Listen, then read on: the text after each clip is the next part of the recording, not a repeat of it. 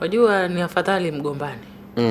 Afadhali mgombane kwa sababu kila mtu atajua nguvu yake ni gani. Lakini ikiwa watu wanaigiza, kwa sababu haiwezekani msigombane, kwa sababu tunaishi watu wawili.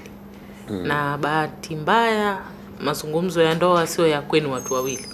Kwa hata kama pisi mkatoa nyinyi, lakini mna jamaa hawatu hapa pisi. Sasa kama mtu mmoja ameamua kuigiza, mwisho siku atachoka.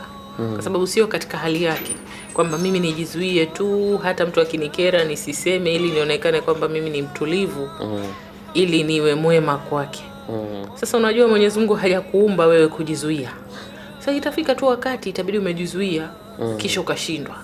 Ndio pale sasa kala yako itakapoonekana, ndio mtu atashtuka. Wewe mbona ulikuwa sio msemaji, kwa nini saizi unasema? Amebadilika sana. Si kwa sababu amebadilika. Kipindi kile aliamua kujizuia kwa sababu kuna alichokuwa kititaka. Mfano katika uchumba mtu anataka ndoa, kwa anasema ngoja niwe mstaarabu ili ajue katika ndoa mimi ni mke mstaarabu.